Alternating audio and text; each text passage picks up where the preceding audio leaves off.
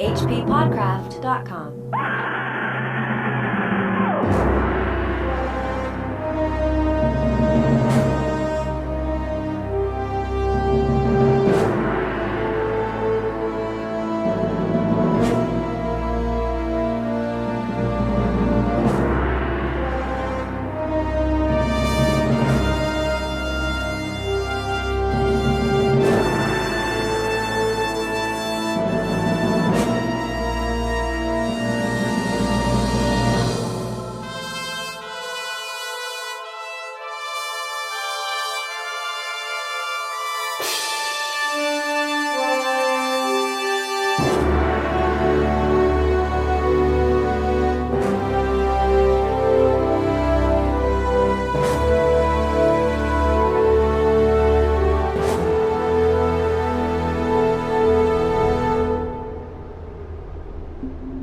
Welcome back to the HP Lovecraft Literary Podcast at HPPodcraft.com. I am your host, Chris Lackey, with fellow host. This is when I say my name. I'm Chad Fifer. There you go. You would think that we've done like 80 of these now, that we'd be better at this. Yeah, we're not. We've learned nothing. Well, what are we talking about here on the show today? We're covering the second part of At the Mountains of Madness, and it's one of Lovecraft's best-known works and biggest. And we've barely scratched the surface here. I mean, what we talked about in the last episode was that this group of scientists from Miskatonic University put together an expedition. They went out to Antarctica just to bore into the glaciers and get some soil samples and just learn about a part of the world that at that time in history people didn't know very much about. Yeah. You know, we had explorers. A lot of these guys were big inspirations for Lovecraft when he was writing the story. Naval Admiral Richard Evelyn Byrd. Mm-hmm. He was an aviator and he's a navigator. I mean, guys like this in Shackleton, these guys that went out there and and said, hey, this is a part of the world that we don't know anything about, way down there on the southern cap of the planet, and we're going to take the risk, and it is very risky to do this, right? Oh, yeah, it's super dangerous. As you were saying in the last episode, is probably at that time the best equivalent to interstellar exploration, in that you're going to this unforgiving portion of the world. I mean, you will die if you don't have some good furs and lime juice.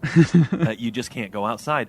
Explorers are really interesting because I'm sure that there's a sense of personal glory you get from it. There's a sense of egoism, but at the same time, you're acting on behalf of the rest of the human race. You are an ambassador to an unknown realm. I'm going to go check this out. I'm going to tell everybody what it's about, and I can see how Lovecraft wanted to celebrate these guys. This story is about that, except it just goes kind of horribly wrong in a lot of ways. And it's got monsters. And monsters, of course. Where we left off, these guys had just found a crazy imprint that they have no explanation for. The footprint or the marking of a large creature, pre-cambrian, which is between 570 million years ago to 500 million years ago. That's Cambrian. So it's before that.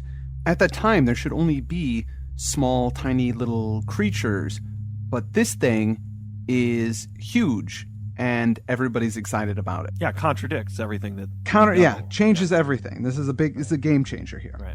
They were planning on going east, but they say, hey, we need to go west, or actually northwest, because that's what these samples are taking us to here. That's what Lake is saying. That's what Lake is saying, yeah, the biologist. But our main guy, Dyer, says, well, we should stick to the plan. If we want to get all these things done, we should stick to our plan. We've planned for this. We shouldn't do that. Everybody else is like, no, this is a huge discovery. We have to check it out. And he kind of feels like, I'm going to get vetoed here, so let's just do this. Obviously, it's a big deal. I think Lake is kind of a jerk in a way. He is. And we see a little bit of him kind of doing his own thing later on in the story. Yeah, but, Dyer didn't have to let him go. No. This is Dyer's expedition. Yeah. And he's in charge, but he let him go. And then when we'll get into it, but as he's sending reports back, he's like, ha, don't you wish you could have come? Yeah. Who's awesome now, Yeah, and Dyer's super nice. Well, that's later. But Dyer, congratulates him, is, super cool about it. I know, and he keeps rubbing his face in it. It's really funny. Such a jerk. On January 11th, Peabody takes a group of 5 dudes and scouts out ahead just to see if he's right, if there's anything going on out there. Yeah, that's from the text, right? Lovecraft wrote 5 dudes. And then he comes back and he says, yeah, look, I found more stuff. This is totally the way we need to go. So on January 22nd, they move most of the expedition to the northwest by about 300 miles. And it's not like they're on little planes that skip between Hawaiian Islands or something. I mean, these flights are quite long. Yeah, hours. They're in the plane for 6 hours, right, to cross this distance. They're in there for a long time. Yeah. That's the time it takes to cross the United States. Well, I mean, obviously, we're flying in planes much faster than they are, but still. No, we're not. I still take these planes. I have... Hey, there's a great parody of the Polar Express children's book that Ken Hite Oh, right, wrote, yeah. called The Antarctic Express. The Antarctic Express, yes. That's like a children's book adaptation of this story. That's great, and we'll put up a link to it in the show notes, but it's something everybody should check out. It's good.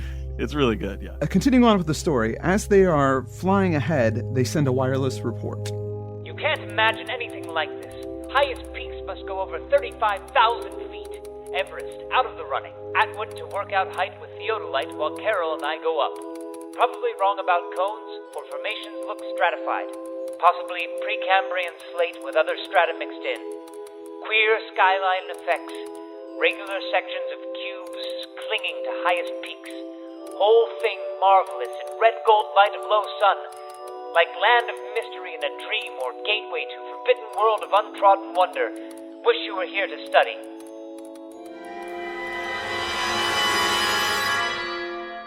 Well, that's nice, actually. Wish you were here. Yeah. Now, just to give you an idea, when he says he thinks it's 35,000 feet, Mount Everest is only 29,000 feet. Wow. So this is even bigger than Everest. In this story, we get into all sort of prehistoric monsters and what their intentions are, and Shoggoths and all these things that are monsters and they're scared. But the scale of this stuff is the really horrifying part. You know, if you got dropped off there, there's no walking out of it. No. You know what I mean? You're just done. Horrible. When they're up there and they're kind of looking at this mountain, he keeps seeing strange glimpses from beyond it. It looks like things are maybe some ramparts up there, or some strange cubes.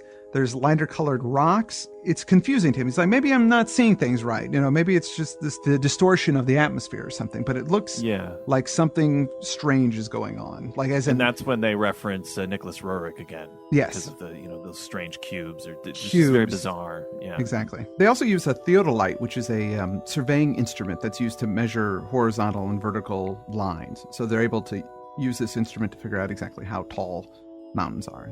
Right. Yeah, that's one of the things I had to look up while I was reading this because I didn't know what they were talking about. So they all get on the horn with Captain Douglas, who is the captain of one of the ships. The Arkham. No, he's on the Arkham, that's correct. And they say, well, okay, things have changed. We were planning on going east, but now we're going northwest. Yeah, heck yeah.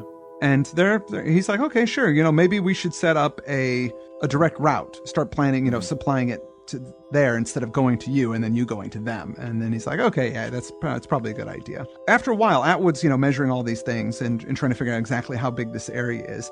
And he finds five peaks that are between 30,000 and 34,000 feet high, which is, again, super Crazy. Big. Yeah, super big. Now, in the story, how are we getting this information? It's like sort of we're just getting reports, right? Yes, they send wireless reports back to Arkham, and then everybody's being informed as things are going on because this is an exciting expedition, and the Arkham advisor is printing these reports. But it's a cool way to deliver the information because you get a bit here, and then they build on it in the next one, and then they build on it in the next one. Exactly. These little bulletins keep coming in, and they're weird, and then it's weirder. So now the only guys left at the old base camp is Art and Dyer and Peabody and a couple other guys, and they only have one plane. All the other planes have gone up to this new location. Since it looks like everything's going to be moving up there, Peabody and Dyer kind of pack up house and get this thing all situated to be left for a while. Lake and his crew, they land and start setting up shop. They get to boring right away. They start finding samples. Everybody's super excited, but then they find a cave. Uh-oh. Yes. So they find a natural cave, and they're gonna find some cave creatures. Well, they find all dead kinds of cave creatures to begin with. Okay. But they're skeletons. It looks like maybe of some kind of vertebrate fossils. Something had been bringing things in there and maybe eating them, because they find these weird holes in the bones as if made by some kind of tool, something. There are these strange punctures in the bones. Strange. All this is really strange. But inside, there's all types of Cretaceous period creatures. Just yesterday, this is kind of almost completely off topic, but sure. I went to the Getty Villa here in Los Angeles, which is a museum that specializes in classical and Greek and Roman art. Right. And some of the sculptures that they have, they had a sculpture of Zeus that was probably from like 100 AD. Wow. It had lived underwater so many of those years, hundreds of years, had just been submerged because I think they'd gotten it out of a shipwreck. Oh. And so it had been bored into by mollusks that actually had made Zeus their home, Right. And and then they restore the statue. It looks very good, but there's tiny little holes all over it. And I don't know, I was just staring at it and imagining this statue of Zeus just underwater for years and years and years, with all these animals that were kind of dependent on it. And it's this beautiful, kind of classical face where he's just staring off into space, and I could just see the water going past his face. And something about it to me was very Lovecraftian in a way. Yeah. Just the long period of time where it reminded me of the temple a little bit. And I was thinking even about this, how here it was in front of me, something that human hands had sculpted almost 2,000 years ago that survived and told me something about their culture. Yeah. And we're going to get into that later in this story. And it does seem a little preposterous in the story that people could learn so much about the alien culture just from their art. You do learn a lot. You learn a lot about not only that culture that made it, but what has happened in the intervening years because of the way that it's been eroded. I don't know. Off topic a little bit, but it's just something that was on my mind when I was... It's totally on topic. What are you talking about? All the life forms in this cave are ancient. They're pre-mammal, mostly reptilian, some dinosaur type stuff. Mm-hmm. And everybody's excited. Again, our narrator warns that the stark, raving Moorcock expedition shouldn't come. Yeah, they shouldn't do it. They shouldn't do it. Don't go out there. And then he continues on with the story. They discover more of these fossilized footprints of these big mollusky five-pointed things. They find some from 600 million years ago. What? Which is a long time. So the craziness of it is that means that this creature has not evolved over hundreds of millions of years. In fact, they even say, well, it looks like it might be a slight de-evolution in it's the way that it's moved. And it's like what is going on? So everybody is going nuts because the quote here that he says is, will mean to biology what Einstein has meant to mathematics and physics. Mm-hmm. So that's a great quote, too. Yeah. Well, can you imagine discovering something like that? Yeah. It's insane. Whatever this is. Oh, you can imagine it? I can't. That would blow my mind. I think I would pee my pants in excitement and revelation. I would just get really excited about it. Oh, okay. Maybe I've said too much. You've said far too much. So then the next portion of it, these are all updates from Lake. Yeah, this is what I was talking about. You get the little bullets. They find these weird soapstone fragments that are about 6 inches across and about 1.5 inches thick. And they're kind of this greenish stone, and they're shaped like 5-pointed stars. And they have these strange markings on them or engravings. But what's really crazy about it is the dogs hate it. They flip out at these little stone things. Like anywhere near it, they start barking, they start growling, start going nuts at stone, which is really bizarre. It is. Well, dogs sense evil. They sure do. Sometimes when a dog barks at me, I wonder, does he know like the bad stuff I've done? What? Is that dog looking into my soul right now? Does he sense my evil? He smells it, right? Chad, is this something you want to talk about? Anyway, the next report.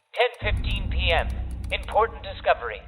Orendorff and Watkins, working underground at 9:45 with light, found monstrous barrel-shaped fossil of wholly unknown nature, probably vegetable unless overgrown specimen of unknown marine radiata. Tissue evidently preserved by mineral salts. Tough as leather, but astonishing flexibility retained in places. Marks of broken off parts at ends and around sides. 6 feet end to end.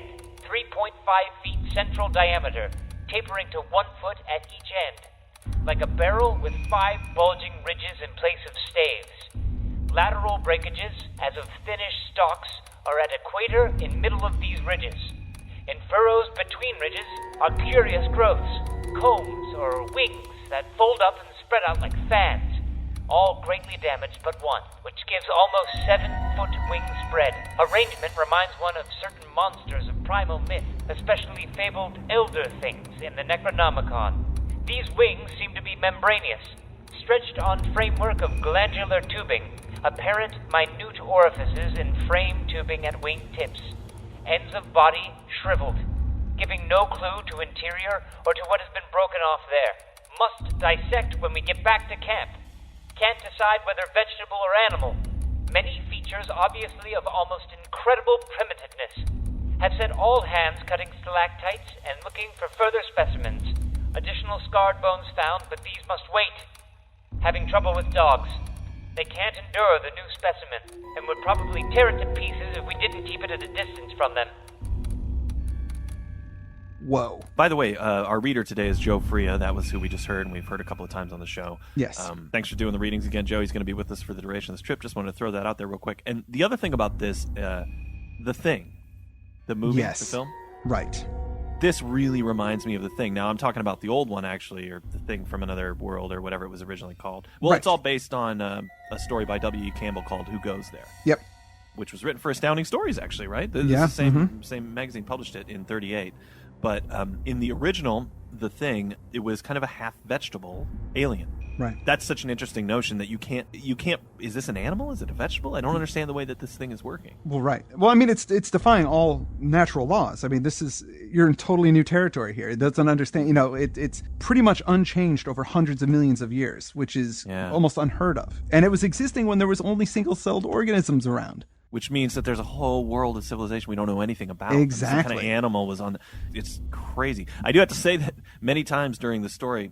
And this stuff is all really exciting, but later when it gets a little boring, I think I really should just throw in my DVD of The Thing. Now I'm talking about the John Carpenter version, Oh, dude. It's like which has so much similarity to this, but also it's a little different. But gosh, that's a good movie. Well, totally inspired though by The Mountains of Madness, and Carpenter said so, that he loved Lovecraft, and he did the movie Mouth of Madness, which is totally Lovecraft inspired. He's a big fan, and a lot of times you'll hear people say when you're talking about Lovecraftian film adaptations. Yeah, there's a lot of adaptations of the direct stories, but actually the best Lovecraft movie is The Thing. Oh my God. Even though it's not a direct adaptation, it's got everything that these stories aspire to, but it's told in a completely cinematic way. I just love that movie so much. It's so good. It shares a lot of commonalities with this in that the creature's unfathomable. You can't quite understand. But even from the beginning of that story, where the helicopter's chasing the dog. In the Norwegian, something else already happened, and the people are left trying to pick up the pieces from something that already went down, which happens in here, right? And we're in that section of it right now. So we're going from here. He gives way too much description, in my opinion, of the elder things, like measurements of all of their different limbs and how big they are, and as a scientist would. So this is probably the most detailed description of a Lovecraft creature ever. Yeah, this thing is not unknowable. It's very knowable. Yeah. I mean, it's very well described. And it's a little hard to imagine. I actually was going online and trying to look at other people's art. Right. How they drew these things, just so I could kind of envision it. And it's pretty interesting because they can exist underwater. They can also fly. Yeah. They're very tough. They're very elastic. Everything in their body is kind of built to exist in any environment and be able to do anything. At first, it seems like just such a weird creature. It's just a big barrel with appendages. Right. But the more I was thinking about it as I was reading it, I'm like, this makes sense that this is something that evolved to such a high level. It's got those vegetable properties that keep it from having the problems that mammals have. It doesn't really age. It's just it's fascinating. Yeah, it's super cool. And one beef though that I had in that little bit, he mentions that it reminds him of the primal myth of the elder things in the Necronomicon, which means Lake has also read the Necronomicon. I'm telling you, dude.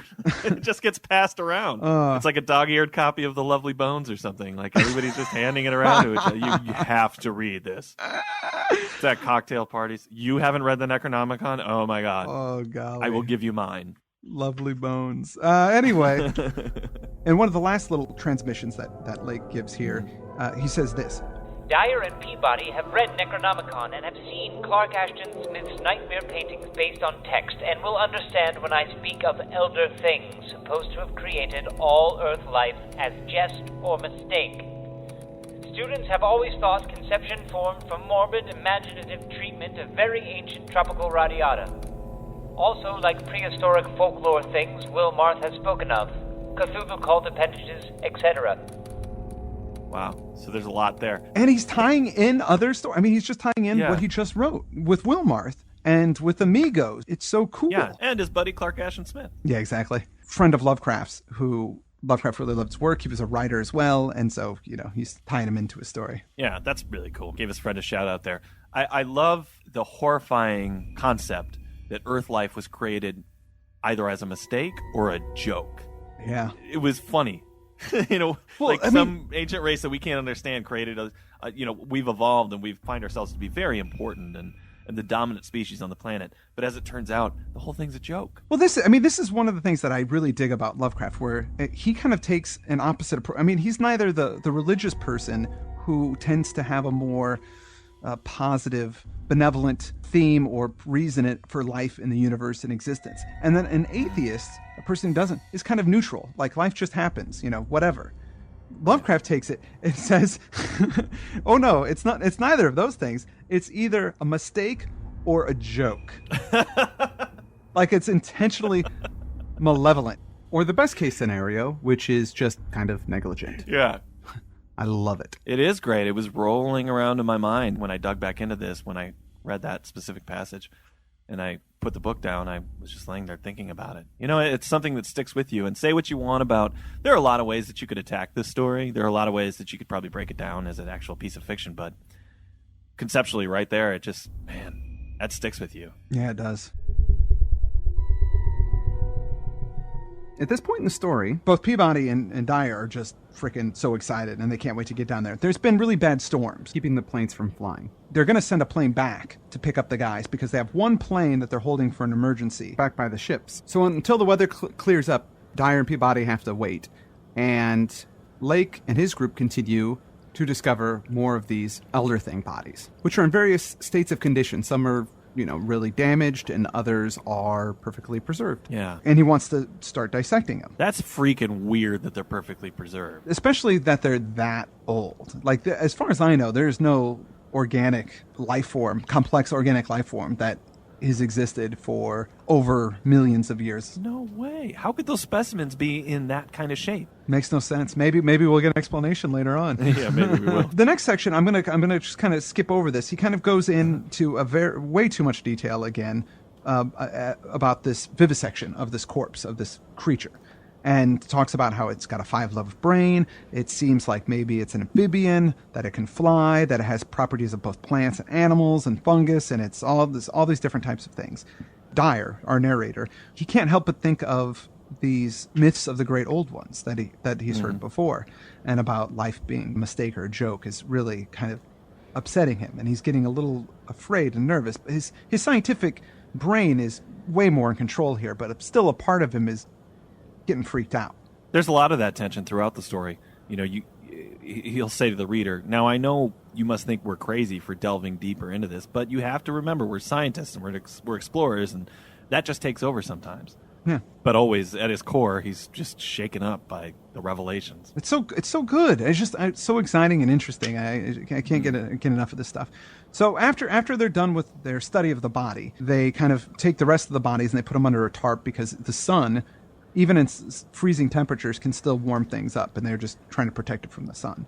They have to keep the dogs away because the dogs are going completely crazy. This brings me to the conclusion that, again, my theory that dogs are the heroes in all of Lovecraft stories. Right. They're the actual. But I was thinking about it as I was reading this.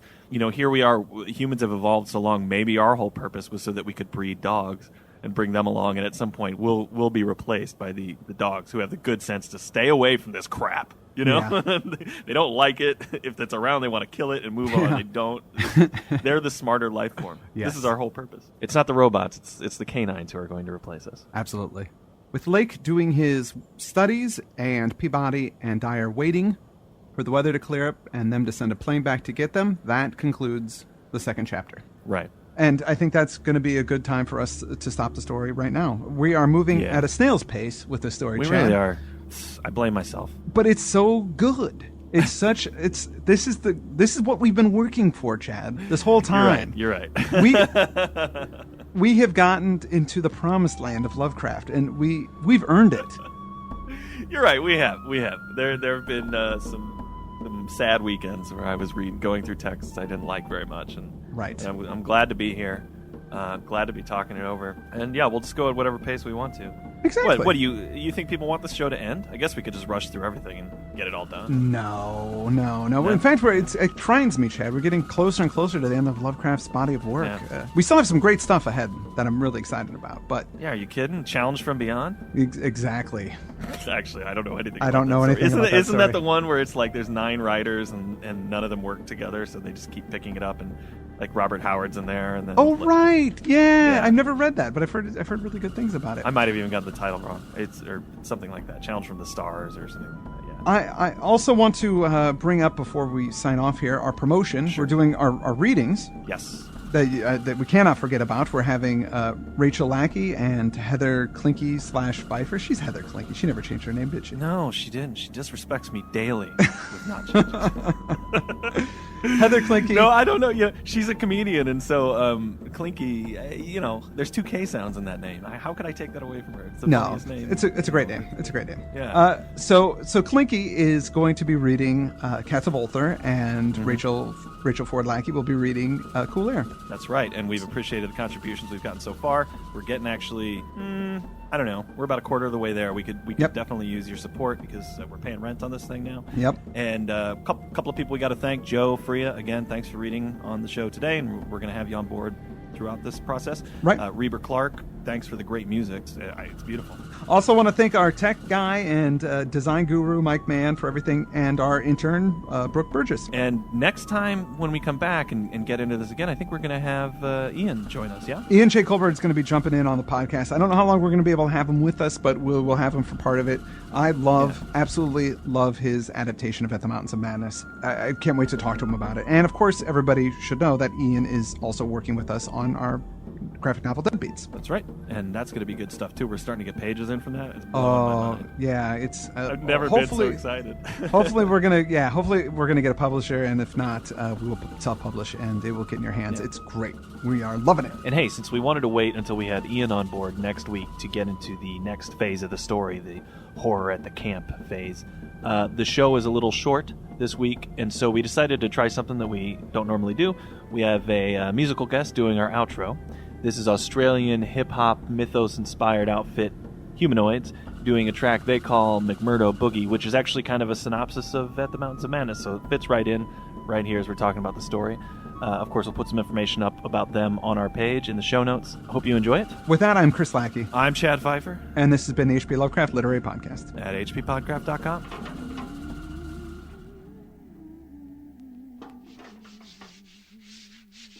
Well, I was just a boy when I first left town. We took the icebreaker to McMurdo Sound. We had 2 ships and planes and dogs and months of supplies.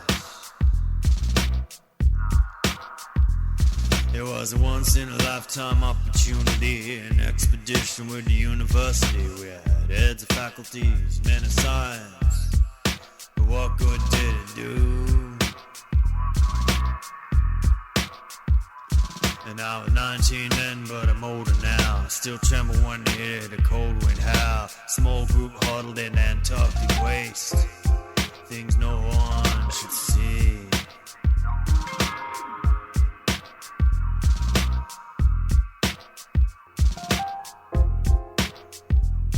Yeah, all started with a soapstone we found. Should've left it lying and buried in the ground. It was meant to science, it was hard to resist. And let it sleep in God's light. Take a lily, take a lily, take a lily. All I hear is take a lily, take a lily, take a lily. All I hear is take a lily. Body split in 2, the mountains will call. Radio died from the storm in the morning. I was almost relieved cause the news was unsettling. Star-headed creature in the eyes. I flew to base and the picture was grim. That day science lost some very fine men. Me and the professor now pressing on. Mountain wind blew loud.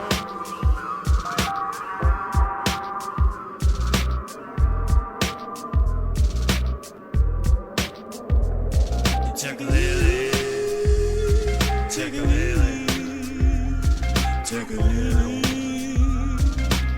All I hear is take a lily, take a lily, take a lily, take a lily.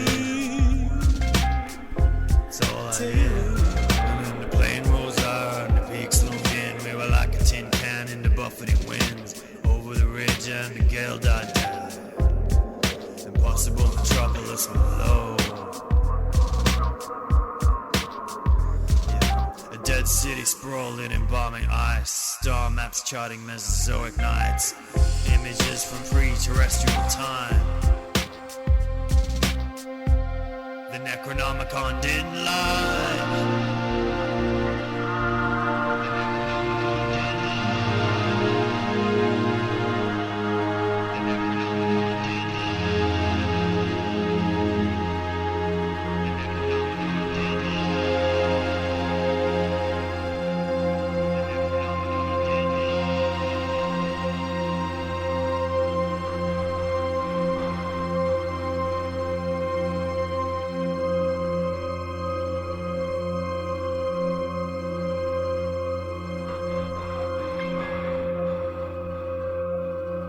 More terrifying was the stark revelation of unearthly forms that never made the migration, created and deserted by things in the stars, shambling down those halls, singing.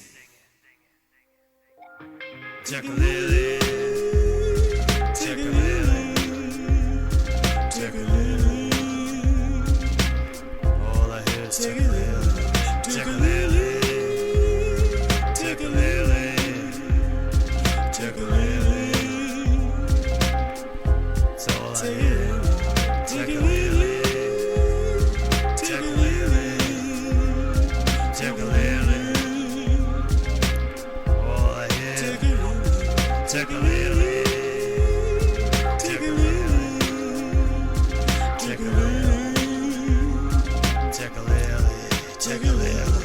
tekalili, tekalili, tekalili. All I hear is tekalili, tekalili, tekalili, tekalili. HPPodcraft.com.